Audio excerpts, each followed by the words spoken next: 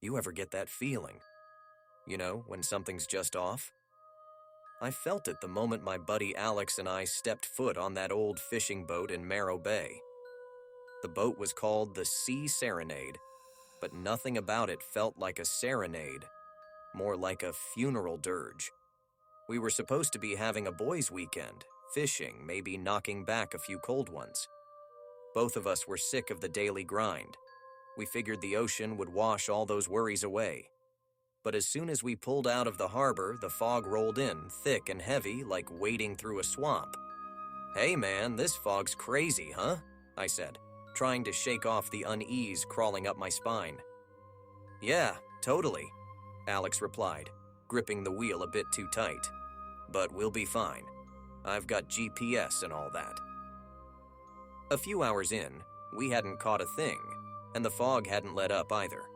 That's when we saw it, a ship in the distance, barely visible through the haze. It looked old, real old, like it had been through 100 storms and lived to tell the tale. "Yo, let's check it out," Alex yelled, the thrill in his eyes breaking through the fog. "It looks abandoned." Against my better judgment, we veered toward the ship. My gut was screaming at me to turn around, but curiosity had me in its grip. As we got closer, I could make out the name on its decaying hull, Siren's Lament. We tied our boat to the larger vessel and climbed aboard, each step on the wooden deck creaking and groaning under our weight. "Man, this place gives me the creeps," I whispered. The air felt heavy, almost suffocating. "Ah, come on. Where's your sense of adventure?" Alex chuckled, but even he seemed a bit rattled. We decided to explore the lower decks. The narrow stairways led us through dark, empty rooms, their walls lined with rotting wood and rusty nails. The air grew colder, and that uneasy feeling wrapped around me like a straitjacket. Finally, we entered what seemed like the ship's hold. It was filled with old crates and barrels, covered in layers of dust and cobwebs. One of the crates was half open, revealing a set of antique-looking navigation tools. "Cool, man, look at this stuff," Alex exclaimed, picking up a rusty compass. As he held it, the needle spun wildly before settling, pointing right at him. We both laughed nervously. "Guess it's seen better days," he said, putting it back. That's when we heard it, a soft, haunting melody that seemed to come from nowhere and everywhere at once. "Yo, you hear that?" I whispered, my voice shaky. Yeah," Alex stammered. "Probably just the wind, man." The sound grew louder, filling the room like a choir of lost souls. My heart was pounding in my chest as we turned to leave. As we made our way back, the walls seemed to close in on us and the stairs felt endless. My mind was racing and every creak of the wood sounded like a whispered warning. When we finally reached the deck, it was in complete disarray. Ropes and anchors were strewn about like a hurricane had just passed through. "Our boat! Where's our boat?" Alex yelled, his eyes wide with panic. It was gone. The rope that had tied our boat to the ship lay on the deck, cleanly cut. No, this can't be happening," I muttered, my head spinning. We heard the melody again, but this time it was accompanied by soft laughter, so sweet and yet so menacing. "Who's there?" Alex screamed, but there was no reply, just the laughter fading into the distance. We were stuck, trapped on this ghost ship. Our phones had no signal, and the ship's radio only produced static. It felt like the ship itself was alive, taunting us, watching us. Hours turned into days, or maybe it was the other way around. Time lost all meaning. We rationed our food and water, trying to stay sane, but the laughter and the melody never stopped, always reminding us that we weren't alone. Then, one day or night, I couldn't tell anymore. I woke up to find Alex missing. I searched the ship, screaming his name until my voice was hoarse. I found him in the hold, standing next to the crate, holding the rusty compass. Except this time, the needle wasn't spinning. It was perfectly still, pointing right at me. "Alex, man, what are you doing?" I yelled, but he didn't respond. His eyes were empty, soulless. And then he spoke, but it wasn't his voice.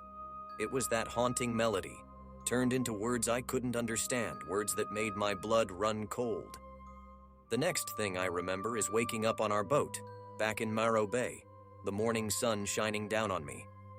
There was no sign of the ghost ship, no sign of Alex. It was like waking up from a nightmare, except this was no dream. I was alone, surrounded by other boats and people going about their day as if nothing had happened. I told the authorities, but they didn't believe me. Said I'd probably had too much to drink, that I must have gotten lost in the fog. But I know what happened. And every night, as I lay in bed, I still hear that melody, that laughter, pulling me back to the siren's lament. I fear I'll never escape it, that one day it'll come for me, just like it did for Alex. So, if you ever find yourself in Marrow Bay, steer clear of the fog, and whatever you do, don't go looking for ghost ships. You might just find one.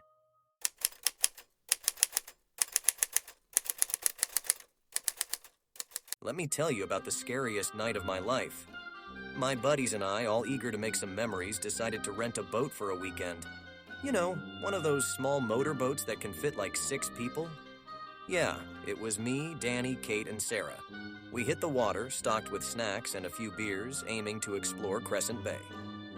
The place was supposed to be super beautiful. I even brought my new camera to capture the views.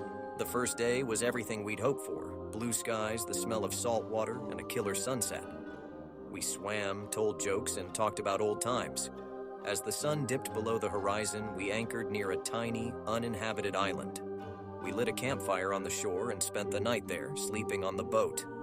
But it was the second night when things got, well, really weird. We were a bit further out this time, surrounded by endless water. The sky was clouded over, no moon or stars. We chatted and played cards. Time seemed to fly. Then Danny said, "Hey guys, look at that." Out in the distance, another boat appeared. It looked old and ragged, like it hadn't been touched in years. No lights, no sound, just silently drifting toward us. "That's a bit creepy," Kate muttered. "Should we move?" Sarah looked anxious. "Let's just watch for now," I said, trying to act calm. It drifted closer and closer until it was maybe 50 feet from us. That's when we realized there was nobody on it. No one steering, no passengers, nothing. "I don't like this," Danny said. "This feels wrong." "Same," Kate added.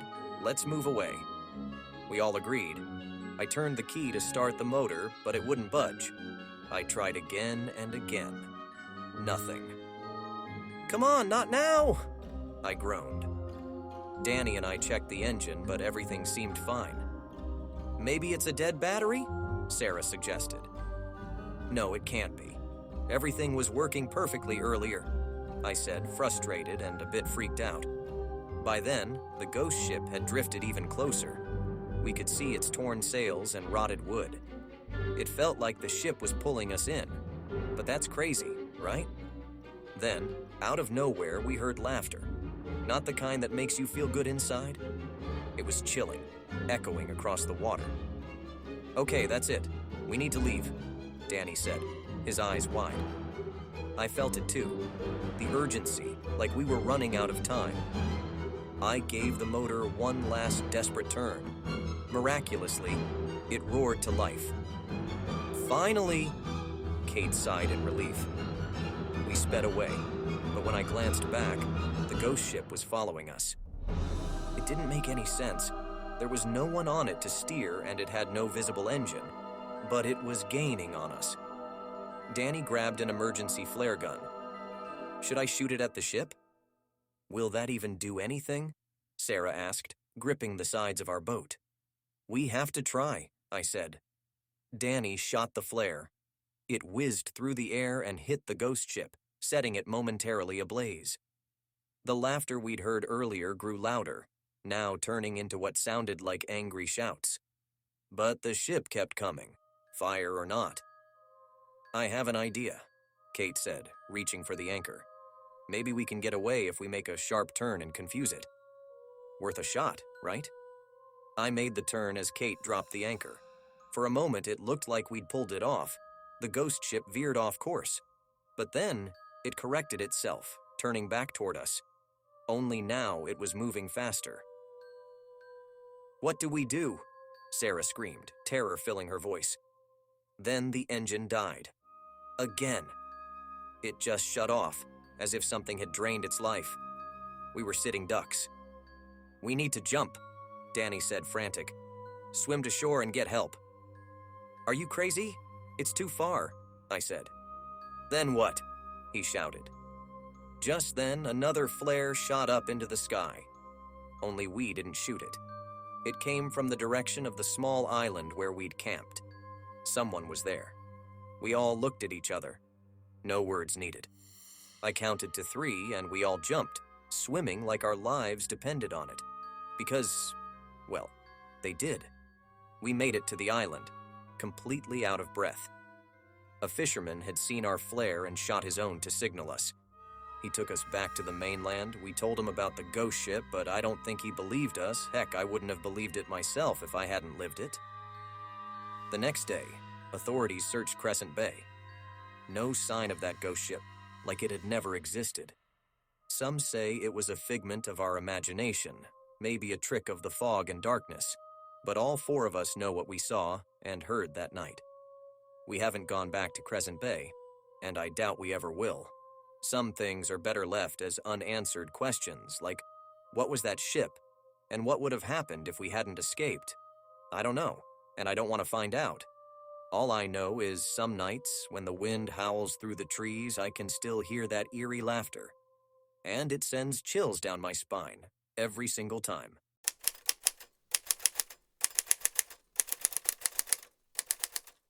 Man, I never thought I'd end up on a boat. Always had a thing for solid ground, you know? But life has a way of throwing curveballs. After a messy breakup and losing my job, I figured a fishing trip with some buddies was a good way to hit the reset button. Turns out I was more right than I'd ever want to be. So, there we were, out in the open sea, me, Jim, and Sarah, chugging beers and trying to catch some fish. It was getting late, and we decided to call it a day. The sun was dipping below the horizon, making the water turn all kinds of purple and gold.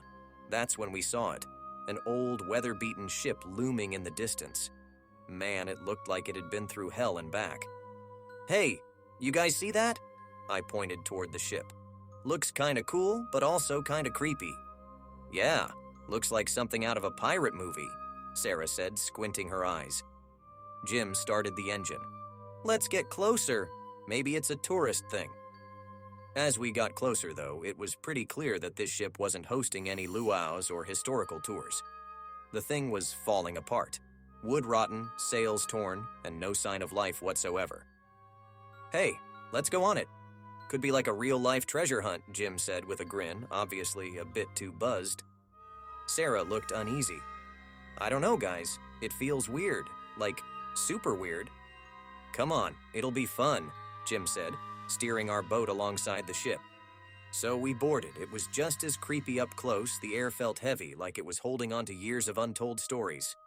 There were old cannons, rusty and broken, a helm that looked like it hadn't been touched in centuries, and a feeling like we definitely shouldn't be there. "Wow, this is insane," I said, snapping some pics on my phone.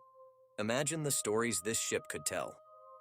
We started exploring the ship, and man, it felt like we'd stepped into another world. Or like a really messed up episode of some ghost hunting show. Everything was covered in a thick layer of dust, except for a journal we found in what looked like the captain's quarters. "I'm gonna read it," Jim said, flipping it open. "Maybe don't," Sarah suggested. "Feels kinda personal, don't you think?" Jim read aloud anyway. "May 13th, 1823. The crew's gone mad. Seeing things that aren't there, talking to the sea. I fear the ship is cursed. Must abandon soon. Okay, can we go now?" Sarah was visibly spooked. "Wait, listen to this," Jim continued. "If you're reading this, leave immediately. The ship has a will of its own. It won't let go." As soon as he said that, we heard a loud creaking noise. It felt like the ship itself had heard Jim's words. I laughed nervously. That's our cue to get the heck out of here. We rushed back to where we left our boat, but it was gone. Like, completely gone. Vanished. "Where's our boat?" Sarah screamed, panicked. "It can't just disappear." Jim was freaking out too. Just then, the old ship groaned and started moving. We were drifting farther and farther from where we'd come. My phone had no signal, the sky was turning pitch black, and the only light was the dim glow of my phone's flashlight. This was a nightmare. "Guys, we gotta find a way to stop this ship," I said, feeling a surge of dread flow through me. We scoured the ship for anything, a control room, an engine, something. Finally, we found a room filled with old maps and navigational tools. In the middle of it was a huge compass, but the needle was spinning uncontrollably. "Hey, look at this," Jim said, holding up an old rusty key. "Think it might shut this thing down?" Only one way to find out. We started trying the key in different locks we found around the room. Nothing happened. Then I noticed a small chest in the corner, almost hidden in the shadows. We tried the key, and it fit. Inside, there was another journal, but newer, and an old, ornate dagger. "Guys, maybe we can use this," I said, holding up the dagger. But as soon as I touched it, I felt a jolt of energy shoot up my arm. Suddenly, the ship jolted to a stop. "You did it!" Sarah hugged me tightly. "Yeah, but how do we get back?" Jim looked worried. Just then, we heard a motor in the distance. It was a Coast Guard boat. They'd been looking for us after we were reported missing. We were saved. But as we boarded the Coast Guard boat, I looked back at the old ship. For a moment, I swear I saw a figure standing at the helm watching us. And I knew, deep down, that the ship was alive in some way, maybe even grateful. Still gives me the chills to this day thinking about what could have happened if we'd stayed. We never found our boat, and the Coast Guard couldn't find the old ship when they went back to look for it, like it had vanished into thin air. But sometimes when the sea turns purple and gold during sunset, I think about that ship, drifting in the abyss waiting for its next unsuspecting visitor. And I thank my lucky stars it's not me.